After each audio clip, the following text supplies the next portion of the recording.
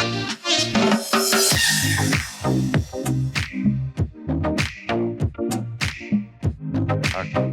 right, so we are live today with episode 2 of the Abundance2 Give podcast, and we're here with the Kyle Whissle with Whissle Realty and EXP. Thanks for coming on, man. I'm stoked to be here. You're our guinea pig. You're our first guest guinea pig. I'm super excited. Yeah, welcome. Thank you. So what we wanted to kind of talk about today and why we really wanted you to be the first guest as we were thinking about who to kind of introduce first is this whole Abundance2 Give mindset that this podcast is designed around, is to talk about super successful people that have had a lot of success in their life, but really kind of dive a few layers deep into kind of the why, and the giving factor is to, you have all the success, but really it's to help give back, leave an impact, and impact people in the world in a positive way. So kind of want to kind of dive into that a little bit. We'll talk about some current events, some fun things, things you're doing in business, but I don't want to talk about maybe some charities that you're focused on, things you're trying to accomplish this year from the giving perspective, and then how we can all help and how the viewership and everybody can help you as well. So For sure. I'll let you kind of take away on that. Yeah. So, I look at in this real estate industry, like we have these meetings every week and we talk about like all the commission that our agents are earning, and it's all this GCI and so closed this many deals and made this much money. And it's like, we're fucking lucky, dude. Like we make so much, we have such a great opportunity to make so much money in this industry. If we're not doing something to give back to those that don't have the same fortune that we have, like, fuck us. Like, right. Why are we here, right? Like, we're an asshole if we're not doing something to give back to those that haven't had the same fortune that we have. So we actually launched an initiative this year that we want to donate 1 million meals to families in need with a partnership with Feeding America and Feeding San Diego. Wow. And so our team is Amazing. obsessed with doing anything and everything we need to do to make that happen. We're at, I think, 163,000 so far. Wow. So a month in. So we're off to a good start. And then how much does it cost like per meal to put that on? Or if someone wanted to donate towards that and to give X amount of dollars, how many people would that feed? Or how does that typically work? Yeah. So Feeding America has a lot of really great corporate partnerships where they have it down to where $1 of donation can make 10 meals because of all the corporate partnerships that they have. So Holy cow. $100 can actually provide 1,000 meals to families in need. $100 is 1,000 meals. Yes. It's pretty amazing. So it's great that they've been able to line up so many cool corporate sponsorships that they can stretch $1 and make 10 out of 1. Right. And I know she had a bunch of questions, but I'll kind of start with this one is, how have you found, giving back, helping other people, kind of that goodwill mentality of just freely you give, freely you receive. How do you think that maybe has impacted you and your life and your success with Whissle Realty, EXP, all the speaking stuff you do, your thousands of followers, on and on and on? Do you think that's really been kind of a driving factor behind a lot of the success, or other things in general? I think it helps me sleep better at night. Like I just feel better going to bed at night, knowing I've done something. I've left some sort of impact, been able to change. If I could just change one person's life, that was at the end of the rope and was considering doing something really stupid, maybe taking their life and literally putting one meal on their plate could literally change the course of somebody's life, whether it saves them from taking their own life or it gives them that optimism that they need to get reignited again. Because, a lot of people are just in a bad place. They're not bad people. They're just in a bad place. And one good deed can completely change somebody's life and completely turn it around. And so if I can, help change just a single life before my life is over, it's all worth it. Totally. That's amazing. I love that. All right, Maricruz, shoot away. All right. So let's go ahead and just start off just with a little intro, everything that you do here in San Diego, maybe your team as well, where you're from, maybe a little bit of college. For sure. So I am born and raised in San Diego, which is rare. There's not a lot of us. So I'm like a unicorn. Luckily, my family is from Buffalo, New York, but they moved to San Diego a few years before they had me. So I didn't have to grow up in Buffalo, but I do get to go visit, which is a great place to visit. Could never imagine living there. Hold on. We need an applause for that. You're from San Diego, born and raised? Yes, sir. Hit the magic button. That work? Yeah. All right. Here's some sound effects nobody else can hear right now. Yeah. So born and raised in San Diego. I went to UCSD for college. So I stayed local for college. Kind of regret that. Wish I would have went like outside of San Diego to see what the other half of the world is like. Okay. But yeah, I went to UCSD. I started in real estate when I was 20. I just turned 40. So I've officially done real estate for half my life now. Wow. My real estate team. Applause on the 40.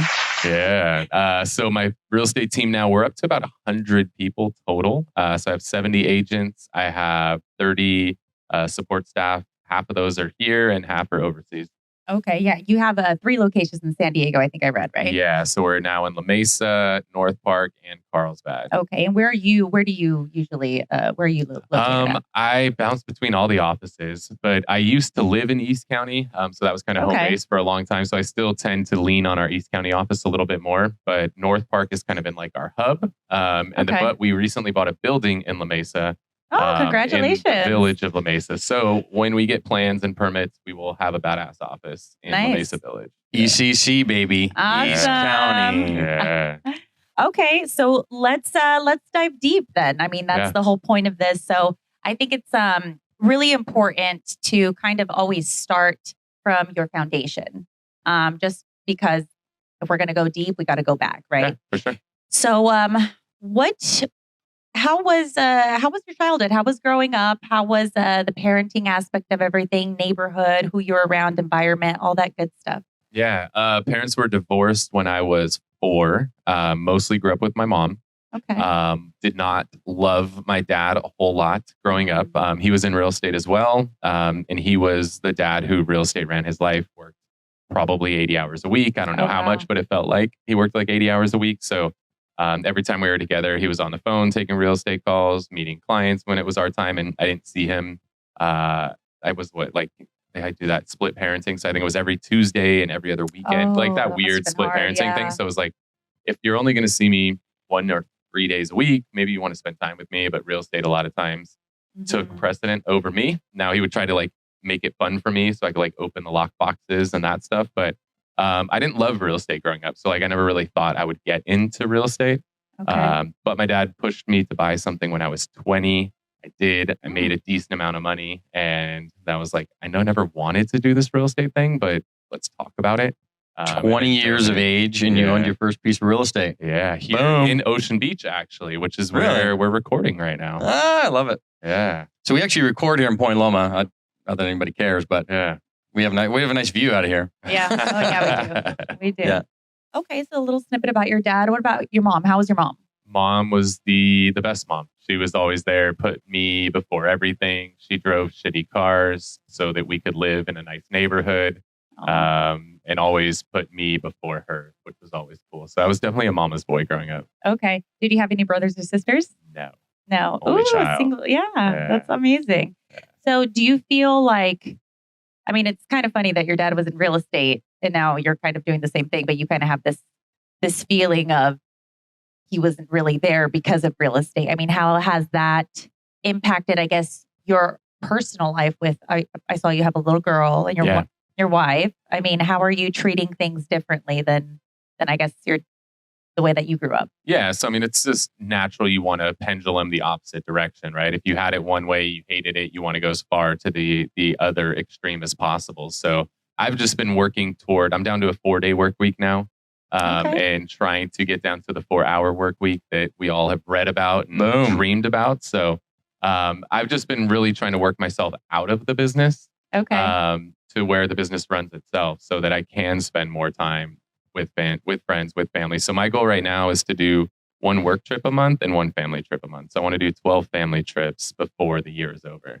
Wow. So we bought a vacation house in Nashville. We have an RV. We love going out to the river and going out to the desert and going beach camping and all of that stuff. So we're very active with family activities. Awesome. And why Nashville? Why not Nashville? Good question. Right? Yeah, I mean, we wanted a lake house. We were like dead set. I've always wanted a lake house. It's been on my dream board forever. And we looked around at all the different lake cities out there, or the big lakes, and I wanted something that I could fly to and be to the house within an hour. Yeah. So there's some cool lakes, like Lake of the Ozarks is amazing, but it's like 2-3 hours from any airport. And I wanted to buy in a growing city for investment purposes. So then we had narrowed it down to Lake Travis in Austin and Old Hickory Lake in Nashville. And the problem we were running into in Lake Travis is that the houses are like way up high, and then you gotta like take it down there, take a shuttle down to your dock. And we didn't really like that vibe. Where Nashville, we were able to get a house where it's like a flat backyard straight to the lake. It's got a nice dock and boathouse and all that. I think I know where we're going next. Yeah. I was just telling you because we're actually looking in kind of the Tennessee market, right? For the apartment stuff. So, which is a good market, whether it's Knoxville or Nashville or suburbs of there and stuff like that. So. Pretty much anywhere in Tennessee. Mm-hmm. Good little setup. So it took you, just so the audience knows, it took you 20 years to get 4 days of working, 3 days off. And then what did you say? You said one business trip a month and a family trip a month? Yes. Okay. So 2 trips a month, 1 for work, 1 for play. Okay. So 20 years. I think that's just so important to put into perspective because I think right now everybody wants things so fast. And it's, there's so much that goes along with being an entrepreneur and getting to levels that you are today. I listened to one of your episodes. It was the mental health episode. That was deep. I know. And that's exactly what I was looking for because a lot of your videos were basically, not basically, but there was a lot of really great content on there. But this one, went deep, and that's exactly what we're doing here. So you said something along the lines of, what was it? Here, I have it. Give me a second. You're going. Give me a second here. You got to get your head together, right? That's what it was about. Yeah. No. He said, don't be afraid to be a human. I'm sorry. I lost my train of thought for a second there. But no, I know where you're going with it. Is social media totally fucks with your head, right? Yes. Like, if you look at social media, like that's somebody's highlight reel of their life. Right. Like what people are putting on there is not their real life. It's their highlight reel. That's all you're getting to see. So there's so much pressure to like live a highlight real life. Right. And so few people are willing to actually like put the negatives out there, to actually share the difficult things that happen because they feel like they have to because of the pressure. But it's like the most engaged post I've ever had have been when I share negatives because it's real. Like it's so real. Nobody ever wants to share that. Or like we both work with EXP, and it's funny because people always post like the stock went up, the stock went up, the stock went up. And I'm like, I'll post when it goes down. Like I'm actually gonna do the opposite, right? Like let's be real. And like right now, where's all the people that used to post about crypto? Like they're all quiet right now. Sure. Nobody's talking about like when crypto was killing it. They're like, I just bought this ape and sold it for 50 ETH. Like, where are you at now? Like, I don't hear you. Right? Yeah, we always say that everybody, like you said, you post the wins, you don't post the fails. Right? Yeah. You post when you lose weight. You don't post when you get fat again, and it all comes back. Like nobody shares that shit. Like they don't. No, that's very true. And everybody, we're all victims of trying to live through the opinions of your Instagram life, right? Or live through the opinions of other people's Instagram lives or Facebook or so forth. But we also need to realize that they're only posting the wins. Yeah.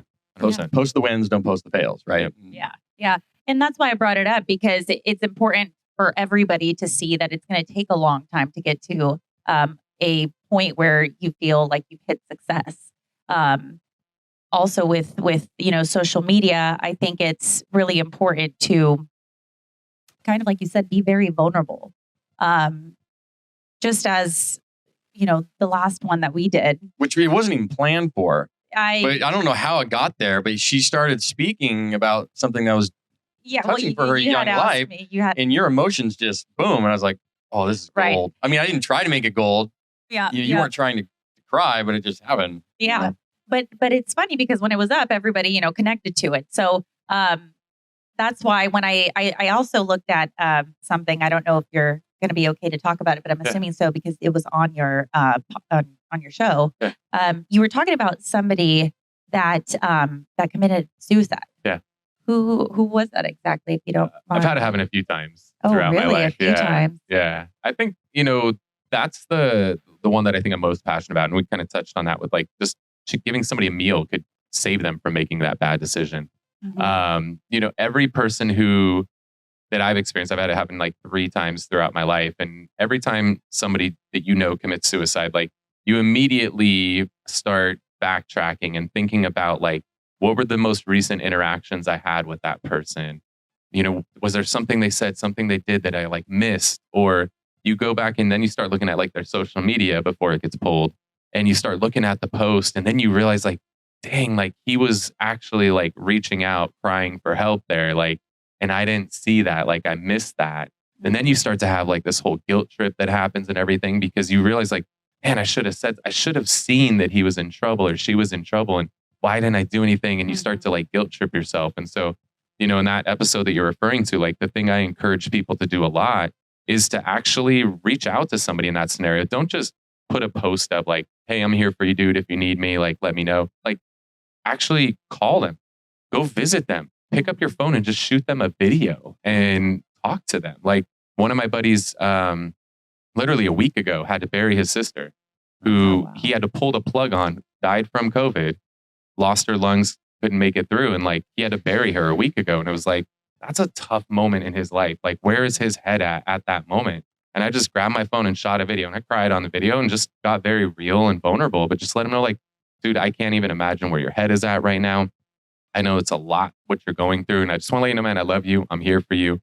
If you need me, if you want to go grab a drink, smoke a bowl, go do something crazy, like whatever you want to do, man, like I'm here for you. Like, I just want to let you know. And like just sending like a video like that could stop somebody from making a bad decision. And so like, I just encourage you, if you're listening to this, like next time you see somebody that even just seems a little bit off, like acknowledge it and let them know you're there for them.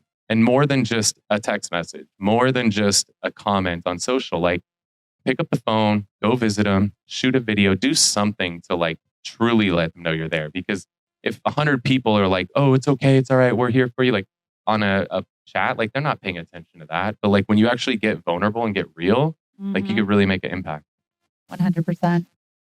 Now, beyond the kind of the Feeding San Diego, and is there other causes and things that are of inspiration to you or drive you every day? Are there people that you follow that are of inspiration to you that kind of, because everybody gets in ruts, right? Yeah. And you're trying to figure out, hey, how do I get out of ruts? It could be a day, it could be a week, it could be a couple hours. But are there things that you do that maybe you can give some advice to some other folks that, hey, this is how you get out of these situations, or hey, these are things that I'm involved with as well? Yeah, I would say, as far as people I follow, Elon Musk he's the Einstein of our generation. Like, I don't think people appreciate the brilliance that guy has and won't until we're dead. And our kids will be the ones reading about like how that guy changed the world. So that's unbelievable. Yeah. Like this guy can, fly spaceships, and then he can make people's roofs into solar panels, like the actual roof. Like, you're boring out tunnels, and I could dig a tunnel under the Las Vegas Strip in a month. Like the stuff that this guy's doing. Are you familiar with the Neuralink? No, but I'm sure that's coming. So much shit we don't even know about it. He invented PayPal. Like the guy's an absolute genius. Like I don't think people appreciate him enough. And what I love about him is he's authentically him. He doesn't hide it. He doesn't try to be like proper and say what he's supposed to say and do. He's very, very authentic. And like, I think that's what I love the most about him is it's like, I'm going to smoke a bowl with Joe Rogan on his podcast. Like, let's go. Right? That's like, I'm sure you watched that podcast with Joe Rogan, and that was super intriguing to see him be vulnerable like that, open up a cigar and a joint and whatever else they were doing on that thing, and watch them go at it. And then you get some people on some sides that criticize that. And you're like, guys, come on. These guys are just laying it down for a little bit, having a little fun, and just enjoy it and go on with it.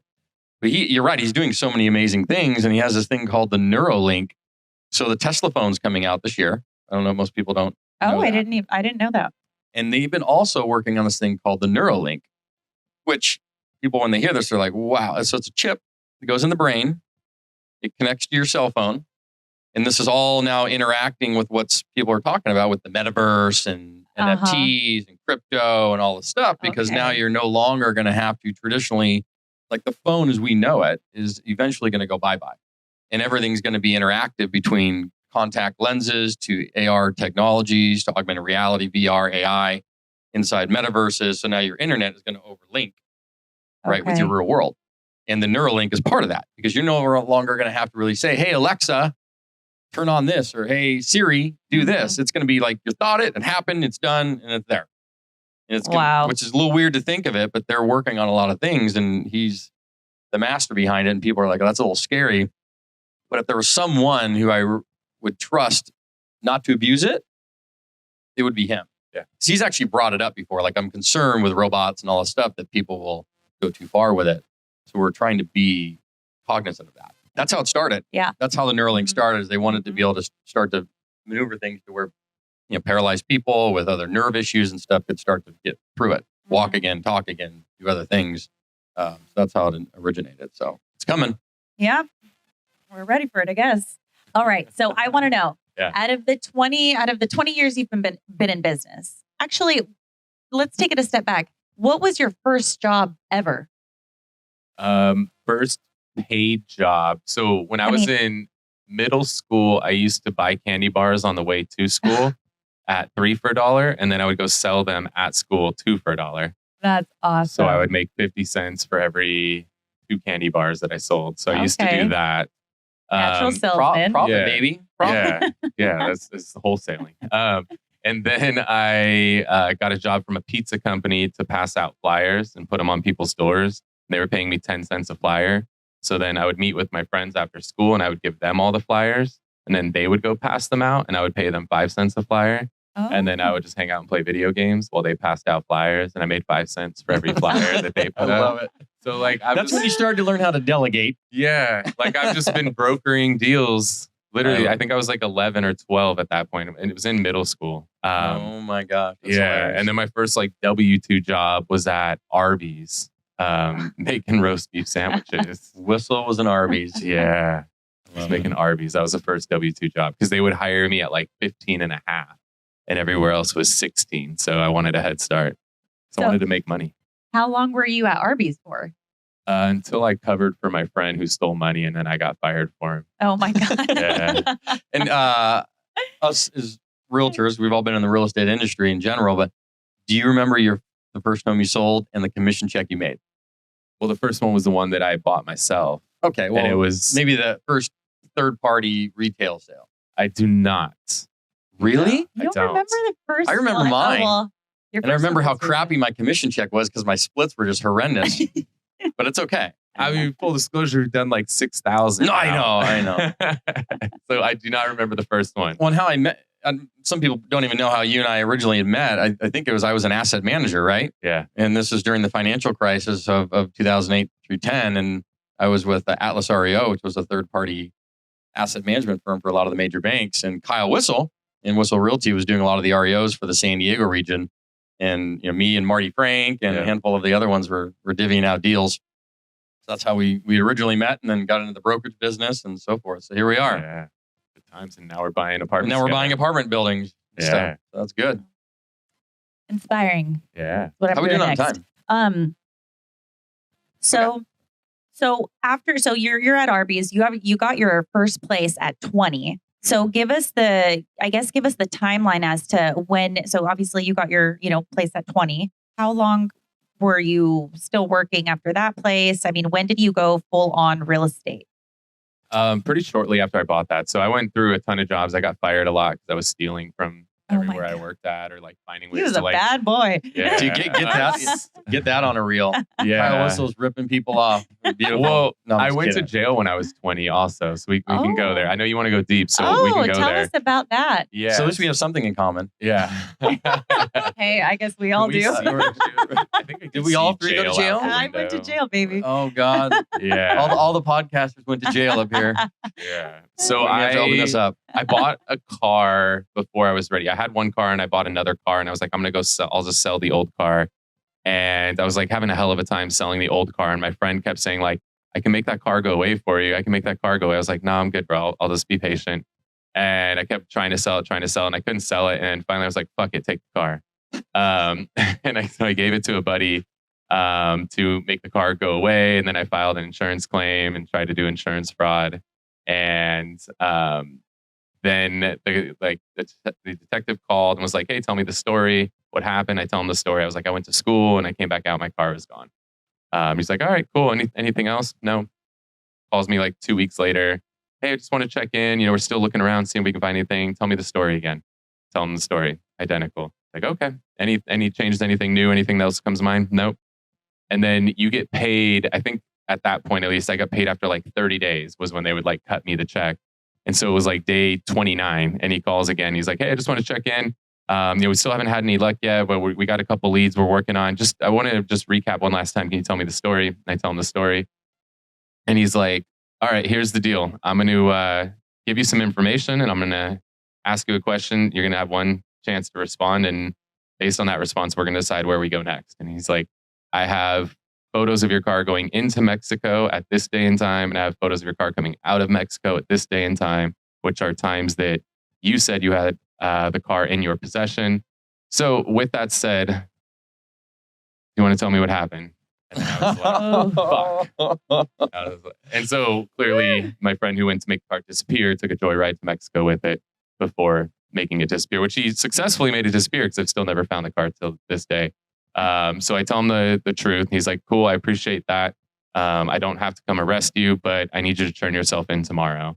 Wow. And so then I had to have my girlfriend drive me to the police station, turn me in. I ended up getting charged with 3 felonies.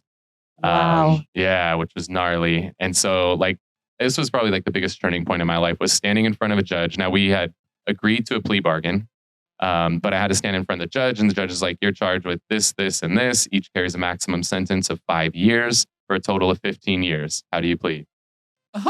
Yeah, like think about that moment. You're standing there hearing like, and the bailiff doesn't know anything of what's going on. Hell yeah. And then he's like, how do you plead? I look at my attorney. I'm like, he said 15 years. He's like, you signed a plea agreement. You're good. It's like, guilty? I'm like, all right, well, I have reviewed the plea agreement, and based on the plea agreement, boom, boom, boom, here's how everything's going to get handled. Ooh. So that was pretty intense. How old were you at this time? 20. Wow. Oh my god. So you bought your house and you... Yeah. And went What to came jail first? Jail or the house? Or the house or jail?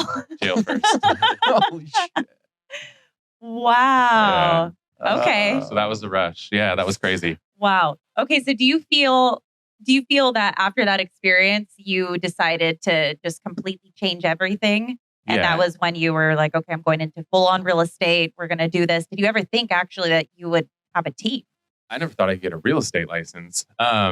Yeah, how does that work with felonies? Yeah, I'll hit that. Yeah, So I mean, I was just kept doing worse and worse stuff. Like I was started, stealing shit from cars and houses and just doing a lot of like bad things. I was with bad people. And so just kept pushing. We used to go shoplifting all the time. Like literally every day we'd go shoplifting. So we just did a lot of bad stuff because like I have a Mensa IQ. And so I need to like stimulate my brain. And I was just stimulating it in really bad ways for a while. Okay. And like once that happened, then that kind of like flipped the switch for me to realize like I can't do this anymore. Like going to jail sucks. Yeah. So then I had to kind of change my brain to find other ways to stimulate it. And now I found much better ways to stimulate my brain and challenge myself. Because if I didn't have that, like I'll just get myself into trouble. So I have to have something like constantly stimulating me. Yeah. Wow. I feel like we're so similar. Yeah. But anyways. So you need a lot of things to stimulate your brain, Maricruz? I do. Well, so I want to know how you went to jail. Oh, well, I went to jail and I was on house arrest. So Better. I mean, we're learning new things about each other, all 3 of us, apparently today. I mean, do we want to? Are we going to have an intervention? No. Let's make some comedy. I've changed my ways already. I've changed my ways. But I think we all have a hope. Yeah. We all have a backstory, but we'll get into mine another day. Fair enough. She doesn't want to go deep on herself. I guess just not. me, huh? She's scared. She doesn't want to start crying again. Deep on me, but time is limited. Okay, so obviously you weren't hanging out with the right people, the right crowd. And when you go from 0 to hero, like you are now, obviously there's going to be some trade-offs. You're going to maybe come up with a routine. You're going to drop a few things, maybe alcohol, maybe drugs, maybe friends. I think that's something that obviously a lot of people have pivotal points whether that's with, because they were stealing or because they were just being lazy or because they were, being fat or whatever it is. There's always a pivotal moment where they're like, you know what, I'm going to stop doing that. I'm going to, do this, do that. And they start fixing things. When you started doing that, actually, just let's hear about that process. I mean, how did your life change? What did you do first to start changing that and taking those steps forward to becoming very successful? I don't know. I think that was like that low point, like when you're literally in jail and you're butt naked and you're in a room. Whoa, I was never butt naked in jail. Let me tell you. Like, you're just like I I don't know if it's humiliation or degradation or what you want to call it, but like there's just this, it's such a low point, like having to take a shit and there's people like right next to you. Like it's just, you are just painting a picture. I'm just like picturing you Hold fetal on. position. Get that visual for a minute. Kyle's taking a crap naked in jail with other people watching. Yeah. Welcome to the Abundance to Give podcast. I love it. It's just like, That's true abundance to give right there. yeah. You just There know you you go. don't want to be in that position ever again. So I'm trying Literally. to, yeah, no pun intended.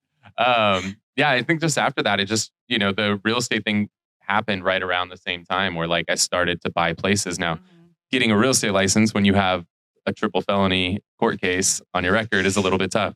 Maneuvering. So at some point I applied and then they flagged my case. I had to do these interviews and stuff. And then ultimately I had to do a character trial. Yeah. So actually I had to retain an attorney and go before a judge and do a character trial where they got to like grill me with questions and I had to have character witnesses and all kinds of stuff. And so I go This through was to get your license. Yeah. Okay. So I go through like the whole process. And then at the end, the judge is like, well, you're still on probation. Based upon you being on probation, I believe this is an isolated incident, but you're still on probation. I have no choice but to recommend denial of a real estate license. Oh. And so at that point, I'm like, well, fuck, like real estate's not happening. Like we're not going to do this. Really quick, what's a character witness? Like they're just So basically saying he's a great guy. Yeah. So you want to Okay. try to get like a teacher who taught you in school, an employer, Okay. friends, high level people in your Okay. circle to just be like, yeah, he's a good kid. He did something stupid. So, so that happens. And like at that point, I just kind of gave up on real estate. I was like, well, this is not going to happen. And then it was like probably 6 months later, then we get a letter and it's from the real estate commissioner. And it says, although, I've reviewed the judge's recommendation and although there are grounds to deny you a real estate license, I believe this was an isolated incident. I've agreed to grant you a restricted real estate license. All right. There we So go. they gave me like a probationary, like, Was it for 2 years? something like that. It was like, if you screw up one time, you're out. Like, Sure. don't make a mistake. So I'm letting you have it. And I'm putting my name on the line. If you screw me, I'm going to take your license away, kind of thing. So, Makes sense. so it took like 2.5 years for that whole Wow. process to go through. Wow. And then they ultimately gave me a license. There you go. Good Look for at them now. you. And then, so you guys have sold 6,000 homes plus, give or take. Yeah. And how many team members now? The Whissle? 7-0. 7. So 70 team members here in San Diego. Yes. Wow. And then you're growing like your EXP organization nationwide, Yeah. right? With the fast forward movement, everything that's going on I think that we end. have 9,000 in Wow. there just in the last That's with 30 you, days. Daniel Beer combo. Yeah. Okay. We've added Awesome. 750 plus in the last 30 days. Incredible. Yeah. How do you do it? How do you do it? Literally tell us how do you do it. Duplication. That's Yeah. what it's all about. All right. So why don't you tell us about so Justin a little while ago had sent me a message and he was like the road to success gets really lonely. And it does. I mean, that's kind of where I am right now. I feel like I'm just so focused and I feel like slowly people are kind of dropping off. And also I'm just not as interested in things that I used to be interested in. So I'm kind of in this transitional phase of like leaving one identity and going into another. For sure. So how did you deal with that? I mean, I'm sure you experienced it. I feel like this is something that everybody experiences. Yeah. I think entrepreneurs do in general. Is Yeah. you start to push and push and push. Your circle tends to get smaller. I think just in general, as you get older, your circle tends to shrink Yeah. because you're less tolerant, probably, is a part of it. Mhm. Like you don't put up with the bullshit. Where when you're younger, you don't really care about that stuff. Like it doesn't bother you. But as you get older, I think that's a big part of it. You naturally, like you've got kids, I've got a kid. Like you tend to, once you have a kid, your circle changes. Mhm. You don't hang out with your single buddy Mhm. nearly as much anymore when you're married with a kid or kids. That doesn't happen, or you're divorced now, or going through it, right? Yeah. Like you probably are naturally hanging out with other guys who have been through divorce. Like I would imagine there's some level of like a natural connection or other single dads out there. And unless you make a cognizant kind of effort to keep the sphere that's there. But you're right. I mean, you're gonna pivot. But they always say you're the average of the 5 people you surround yourself with, right? So I always say, hey, if you want to be super fit, go hang around 5 trainers for a year and watch what happens, right? Or if you want to be a millionaire, go hang around with 5 millionaires for a year and watch what happens, right? Mhm. If you want to be a family person with kids and family, go hang around 5 family people for a year and watch what happens. And the reason it happens is because if you don't kind of mold into that, they won't hang out with you. Mm-hmm. So you are forced to mold or you're bye-bye, just because by nature, parents want to hang out with other parents and kids. Successful people tend to want to hang out with other successful people. Fit people tend to want to hang out with other fit people by nature. So you gravitate towards these circles. So you have to be cognizant of it totally, because at the same time, I'm not going to go hanging out downtown and partying it up. I mean, I'm 42. It's just not in kind of the cards for me in the vision that I have from a professional side. So you have to, it is a bit of a lonely road. And obviously you have the personal side of things that can be challenging, but it's focusing on the kids, right? Wrapping your arms around them, making sure they're understand that they're loved, taken care of. It's not their fault.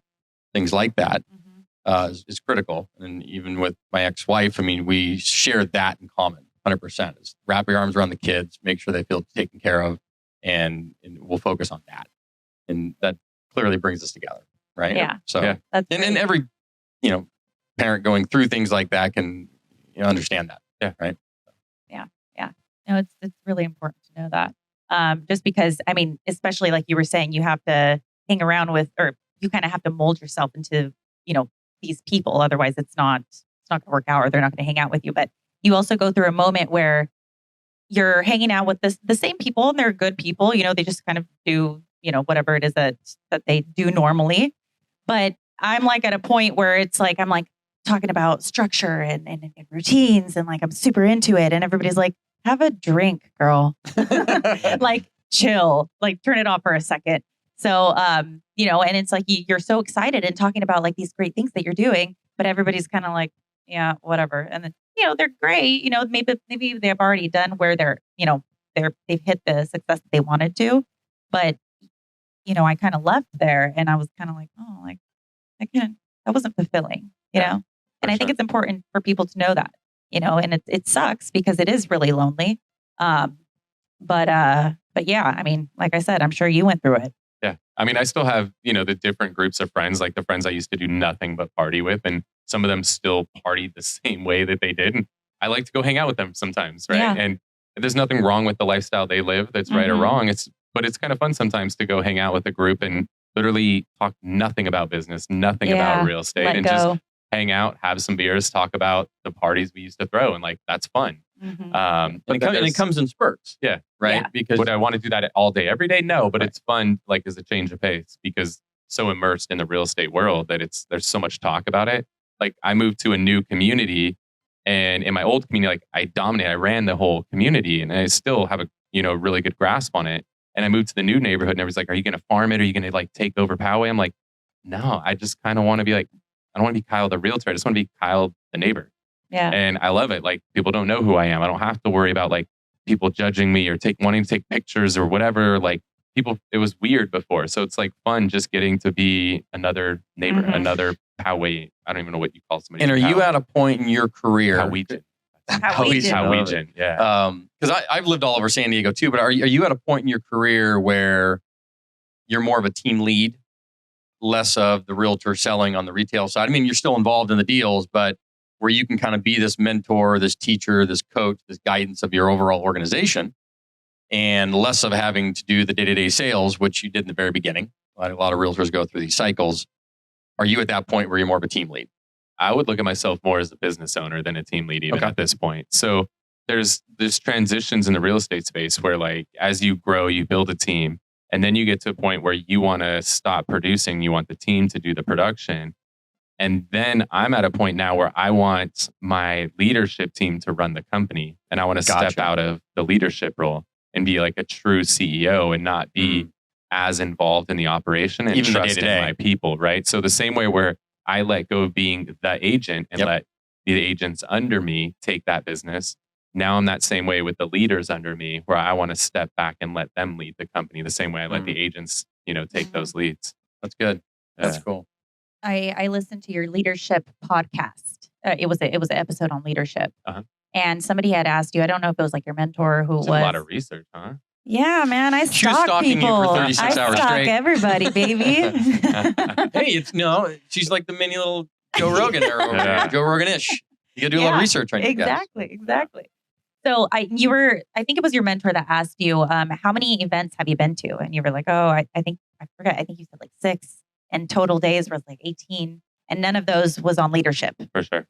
And so I think that's really amazing, because I think part of, yes, being an entrepreneur, having your own business, whatever it is, there comes that moment where it's like, I have to practice what I preach. I have to be a leader if I'm going to get to this level.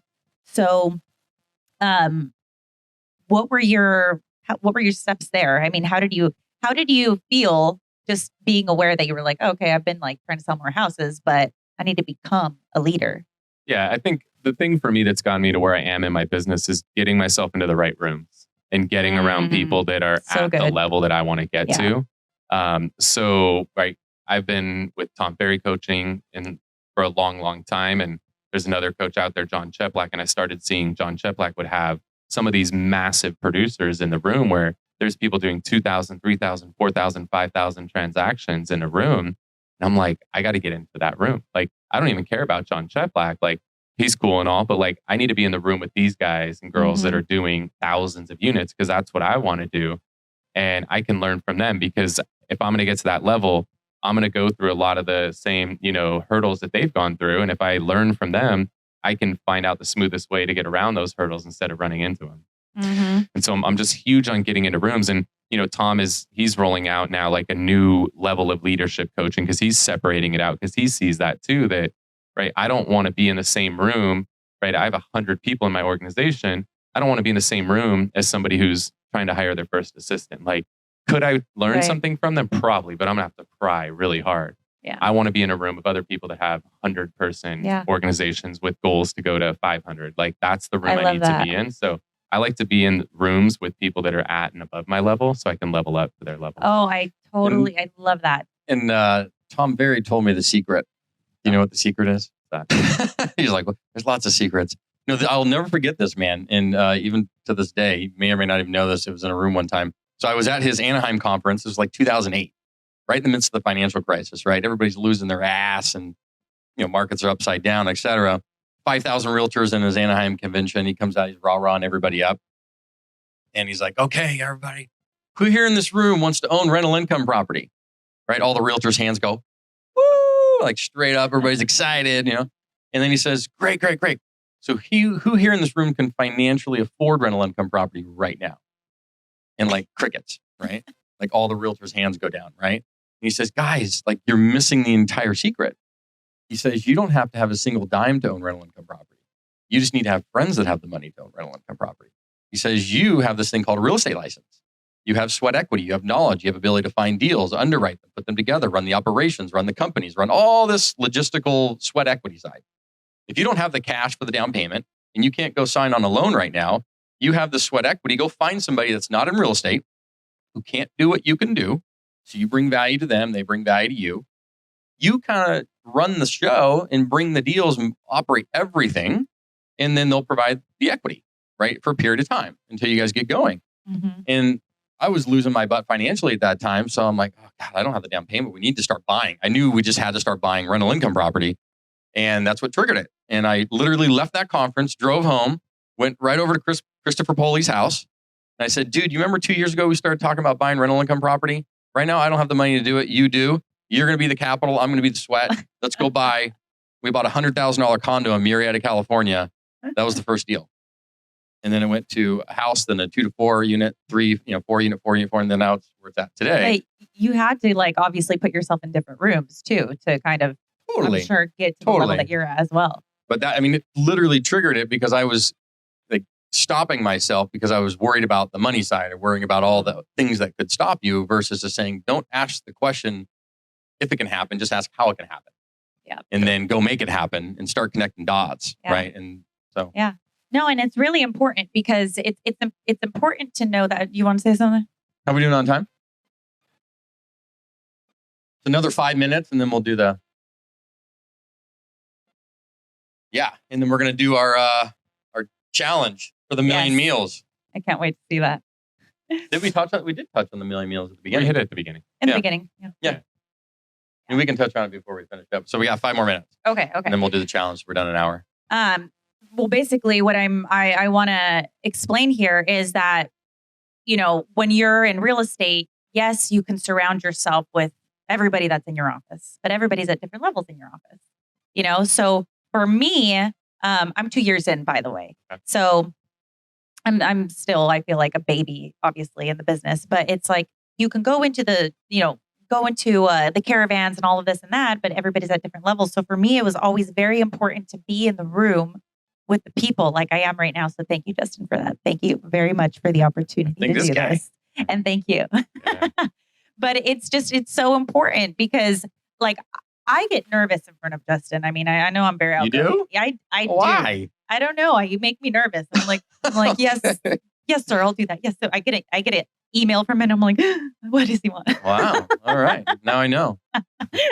But it's good to put yourself around people that make you nervous because it's that you have to level up. That you have to get to this moment of just a state of comfort in situations like this where there's high level people. Actually, when I went to Cabo, that's why I ended up going to Toastmasters and all of that because I choked. I went to the EXP. Did you go to last year's EXP Oh, you was March? in Cabo. Yeah, I was there and I just choked.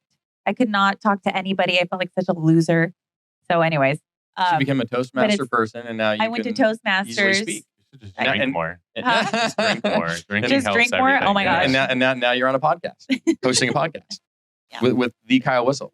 That's right. Are you guys still the number 1 team in San Diego? Nope.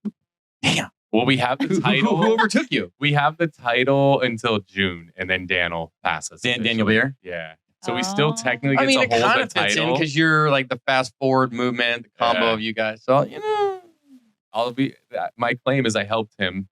There you go. The student Winner, became winner. the teacher. There Yeah. you go. I love it. You guys are. How long have you guys been friends? You guys look like you're pretty good friends. We've there. been business partners for about 4 years, Okay. friends for like 7 probably. Yeah, you guys do I'm not sure if I looked into this properly, but you guys do some online training, We or do a was that? ton of training and mastermind. Together, Like we're right? hosting Yeah. an event this upcoming week. We have 200 people flying in for like Very a super cool. high level Oh, wow. mastermind. Yeah. Where's that going to be at? In Torrey Pines. Okay, Yeah. am I invited? No. Damn, I told you I Is want to this- be in is the this- room. is this Room is everybody- full. I Is this want to everybody be in in the your fast forward room. movement? Yeah. Okay. Like legitimately, we are at 100% capacity Wow. for the room. Yeah. You could act like you're a waiter, get into the event that way or something. Who knows? So before we finish up here today, as you know, with the Abundance to Give podcast, at the end of it, we have a fun little challenge. Cool. Which you and I are going to compete in today. And the winner we're going to do $150, which is what? 1,500 meals. If you win, it's 1,500 meals to the Feeding San Diego. Yeah. Right. And if I win, we're going to do St. Jude. Okay. Cool with $150. that. Go. And that way, see where it goes. It's about the giving. Do you watch this guy, Mr. Beast, on YouTube? Because you have a daughter. I know of him. I randomly ended up in a clubhouse room with him one time. Wow. Yeah, Okay. that was cool. So I didn't even know who the hell he was. Well, We I didn't started either until talking about and people were like freaking a out. year and a half ago, and then of course my kids watch him on YouTube, and Mark Rober and a few other these YouTube. His story is unbelievable. Yeah. But how it went from just doing normal videos of playing games like all these people do on YouTube to, hey, we're going to do a bunch of fun, cool, wacky things and give a bunch of free shit away. Yeah. And the minute that started, I mean, he went from like 1,200 subscribers and now he has 89 million subscribers. Yeah. And he just hockey puck to the point now he's doing $1 million and just gives it away. We're making $1 million a day with that many subscribers. And he makes $4 to $7 million a month, from what I understand when you look at it. And that doesn't even include probably his cool merchandise and other stuff he does. So who knows? Yeah. So what is the challenge, Maricruz? You haven't even, I don't even know what it is. You kind of set it up and he doesn't know what it is. So are we going to get this going? I don't know. I didn't name it, but it's going to be a good one. There's about 4 different hurdles that you guys are going to be eating as well. So good for you. Yeah. Okay. It goes very well with the feeding, with the meals. So it should be really fun. I will go ahead and explain it to you guys once we're out on the lawn and ready to play. Okay. Well, let's go make this happen. Appreciate your time for coming in. Yeah, my pleasure. Yeah. Any last words for the audience? Any words of wisdom here? The little 15-second reel. Oh, the zinger, right? Where do we go with this? I mean, I'll tie back to like just the mental health thing because that's like my thing I'm passionate about right now. Is just like if you're listening to this, if like any of this resonates with you and you're like, yeah, I'm at that low point. Like, don't be afraid to ask for help. I think far too often, especially when you're in like a higher profile position or business, like you don't want to seem weak. So you don't want to show your weakness socially, but you don't even want to tell anybody like how weak you are inside. And it's okay. Like, it's okay to be vulnerable. It's okay to admit that you're at a low point, that you need help. Like, never be afraid to ask for help. Never be afraid to admit you're at a low point. That is the hardest thing, I think, for anybody is to have that moment of being vulnerable and asking for help. That. Yeah. It's courageous, people. It's courageous. For sure. But it's hard, especially when you're if you're in that point. Yeah. Well, once again, thanks for coming on. And we're going to jump out and do this little challenge and rock and roll. Here we go. Thanks, everyone. On your marks. Get set. Go. 1, 2. Oh boy. 3. You guys count. You guys count on your own.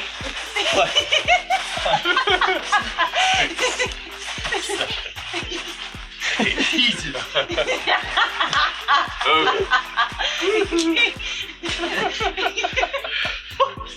Are you serious? Take a minute. Heel toe. You have to do heel toe. Okay, hold on. Hold on. It's coming back. I'm getting it. He's getting it. Go.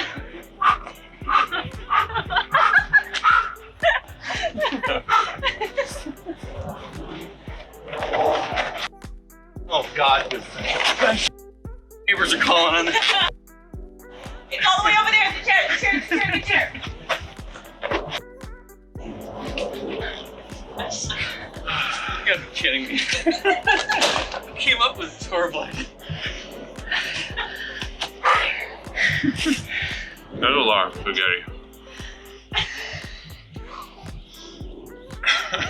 Come on! With a midget fork?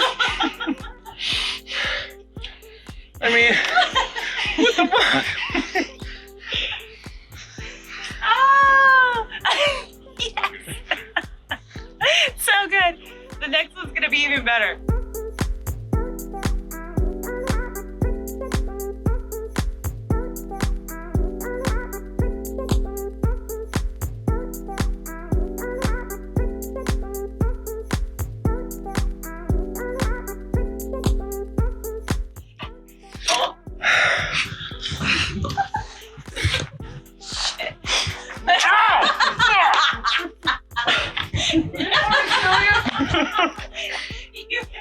You do have to go spin Now too. you gotta go back and spin 5 times.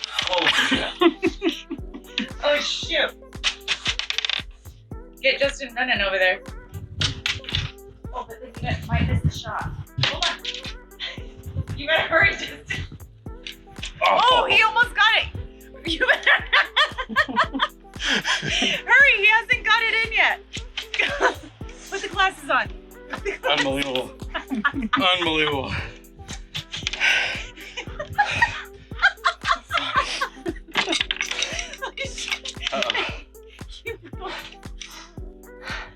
Game. Oh! What? We got a winner! Winner, chicken dinner! Woo! Unbelievable. Good job. Now you can throw up from food and spinning. All right, $150 goes to Feeding San Diego. That's 1,500 meals. 1,500 meals, baby. Let's do it. So that's what we do here. Have a little fun. Good times. Appreciate your time. Yeah. Let's do it again soon. Not the Except not, the spaghetti. Not the spaghetti.